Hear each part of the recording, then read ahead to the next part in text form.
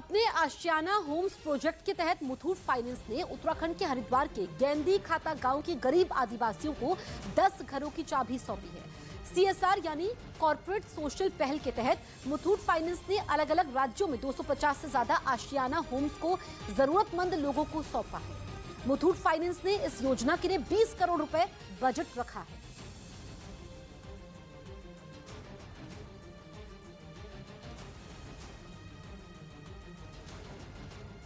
उधर ईडी के सूत्रों के हवाले से दावा किया गया कि दिल्ली आबकारी घोटाले की जांच कर रही ईडी की सप्लीमेंट्री चार्जशीट में भी मनीष सिसोदिया का नाम नहीं है।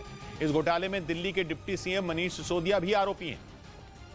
और इस मामले की जांच कर रही ईडी ने राउज एवेन्यू कोर्ट में दूसरी चार्जशीट दाखिल कर दी। ईडी के सूत्रों के मुताबिक उस सप्लीमेंट्री चार्जशीट में मनीष सिसोदिया का नाम नहीं है। चार्जशीट में कुल 12 आरोपियों के नाम हैं, जिनमें 7 कंपनियां हैं।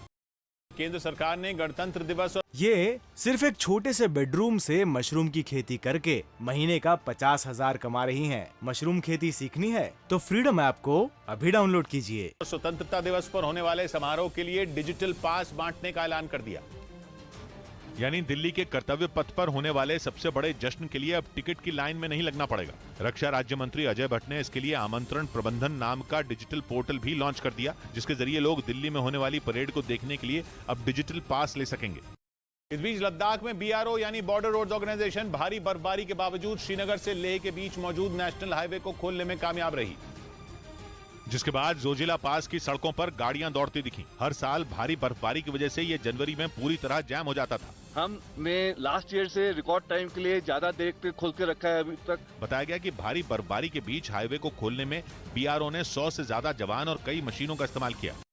उधर बंगाल के सिलीगुड़ी में श्रद्धा जैसे हत्याकांड से हड़कंप मच गया। वहां एक पुलिसकर्मी पर आरोप है कि उसने अपनी पत्नी की पहले तो हत्या कर दी, फिर उसके शव को 2 टुकड़ों में काट दिया और उसके बाद उसके शव के टुकड़ों को बोरी में भरकर नाले में फेंक दिया। उस महिला के परिवार ने प्रशासन से उसके पति को फांसी की सजा देने की गुहार लगाई। हमारा मांग यही है कि फांसी चाहिए। जिसके बाद पुलिस ने उस महिला के परिवार की शिकायत पर आरोपी को गिरफ्तार कर लिया।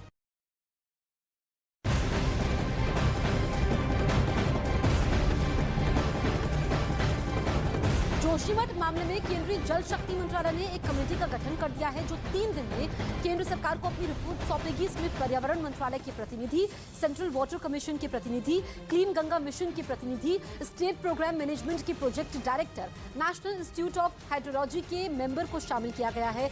ये कमेटी जोशीमठ के मौजूदा हालात का जायजा लेगी और उससे निपटने के लिए जरूरी कदम के बारे में केंद्र को जानकारी भी देगी।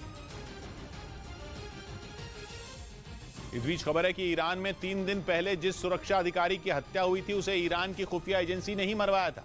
ईरान के सुरक्षा अधिकारी कासिम फतेह इलाही को उनके घर के बाहर ही गोलियों से भून दिया गया था, जिसके बाद ईरान की सरकार ने इस हत्या को आतंकी हमला करार दिया था।